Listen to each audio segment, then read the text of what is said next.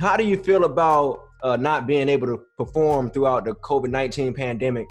And how do you see the world moving after this all blows over? I I mean, you think, kind of answered a part of yeah. it. Well, I wrote an article for Vulture a couple weeks ago. Um, when shit started, when the shithole started, you know what I'm saying? And it was, I feel like this. Number one, all the comedy clubs, I'd say half the comedy clubs, gone.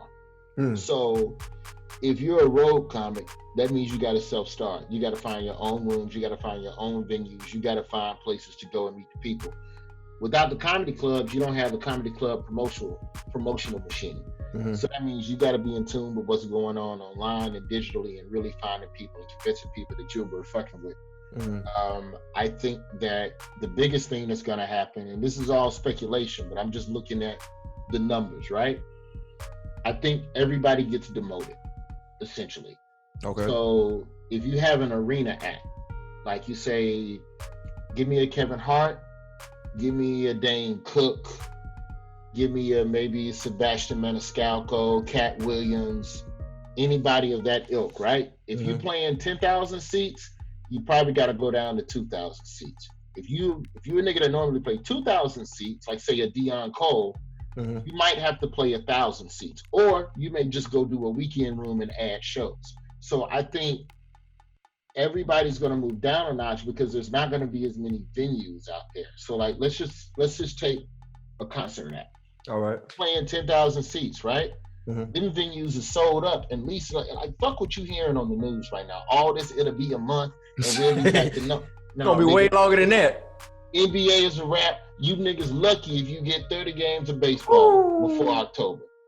NFL might start on time, but that bitch might not have nobody in the stands. So any big stadium is off the table. So if you're a performer, they're not even really making TV right now. They might start back making TV before they do anything else. But if you're a performer that makes your money on the road and the big seats ain't open, you gotta go to the smaller venues. You ain't got no choice. Yeah. Because you gotta eat. So if you're a nigga that's already playing a smaller venue, you gotta compete with the big dog that's coming in now. And that's myself included. That's myself included. Like right now, I play most major cities at the comedy club level. We're talking 200 seats, maybe 300 seats. Yeah. I sell okay. I don't sell out every city. It's a growth act, right? So in the cities where I don't sell out, and you're a comedy club that's been closed for 3 months, who you gonna book? You gonna book me because you like me and you know if you bring me a couple times, eventually I'm gonna sell out? Or you gonna bring that fire ass nigga who used to sell 2,000 seats, who you know can sell 300? I'm bringing in that fire. That's business. And I ain't mad at the game. It's just a lot of cats that I think they haven't done that deductive analysis yet of where they're gonna be. They think that this shit is gonna be over with, and in July they're gonna go right back to doing everything they was doing. These comedy clubs are already firing their wait staffs, bro. So when it's time to open back up, they gotta open it with heavy hitters and big gunners. And if you was a nigga that wasn't selling tickets before this, it's gonna be harder for you. Yeah. It's gonna be way harder for you because you got the same amount of comedians and now you got half the venues. So that's big bang take little bang. So I think the younger comics, the openers, the middle acts, you know what I'm saying, who wasn't even at that level yet, they're gonna have to start figuring out ways to create their own shit. Because the clubs, it's just not gonna be enough clubs, man. It's just not initially. Not middle America, because that's where people make their money. Everybody talk about New York, the greatest city in the world, and LA, the greatest place for entertainment. But the reason why you bust your ass in New York and LA is so you can make money in St. Louis. So you can make money in Dallas. So you can make money in Nashville. If ain't no venues, what you gonna do? Yeah. So I just hope that the younger folks in the game consider that. And I hope that the old heads are thinking about that too. You know, it's just a lot of naivete about, you know, where it is. I've always operated, I could be wrong, man, but I've always operated from a place business wise in my career where everybody talk about the light at the end of the tunnel. Yeah. To me, the light is the train coming to run me over.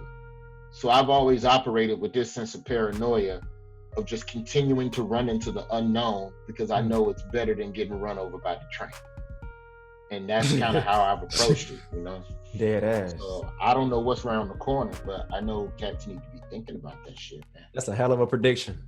That's a hell of a prediction that you just came up with. I mean, we doing fundraisers already, Coach. We already laid out tipyourwaitstaff.com. Me, Mike Birbiglia, John Mulaney. We've been raising money the last 3 weeks for out of work comedy club waitresses. Yeah. This is before the feds was gonna kick in at $1,200, and still ain't a guarantee you're gonna get that anytime soon. Yeah. We're trying to take care of the folk. Comedy Yeah. Central. We got a Laugh Aid that we're doing. And it's like a 10-hour streamathon with all these big heavy hitter comedians. And all we doing is getting people to kick in money into a pot. Yeah. We'll take money out that pot and give it to other stand-up comedians to make sure they can live. This is the closest we never came to having a union or any type of support system for entertainers. It's fucked up. It took this for it to happen. But if you're a comic and you're out of work right now, you can apply for a grant to just get some cheese, man. Just to get something on your plate. But we gotta do the fundraise first. But that's what we're doing, man. Wow. That's crazy, you know, man. It's the thing though, I will say this though. I think if there's anybody that's emotionally prepared to handle whatever Mad Max wasteland we walk into, yeah, entertainers, man. You started in this shit dead broke. You started in this shit not knowing which way was up. You started in this shit not knowing what the hell you was gonna do. Crying in the car. You real about this shit if you didn't cry in the car. So if you didn't cry in the car, you'll figure out a way through, because the talent and hustle is all that's gonna matter. This is gonna really weed out the niggas that really wasn't about crying in the car. Yeah, this is the time to see. This is the time to figure out and see what you're really made of. Oh, it's gonna be a lot of niggas that quit, and it's gonna be a lot of comics that have to get a job just for the sake of survival. But you'll know whether or not that fire is still in you or not, man. Yeah. You'll know. It's an easy answer. Well, you heard it, folks.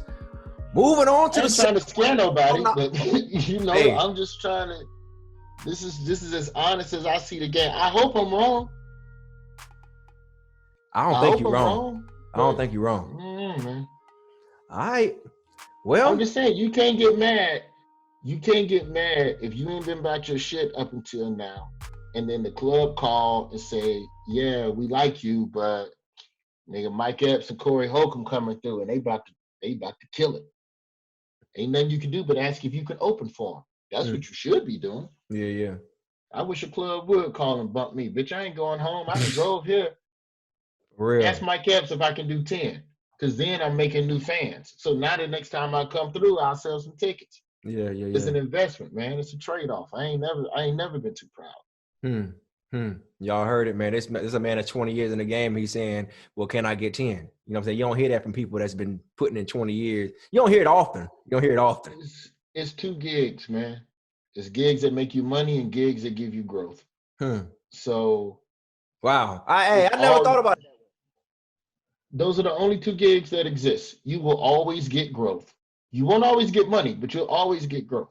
Yeah. So you can get to a point where you always need money. Okay, that's fine. But I guarantee you probably turning down some stuff that might have given you some growth or some opportunity. But it's hard for me to get that type of advice to cats now, because, you know, I started in 98, man. The whole financial structure, the cost of living, rent was different.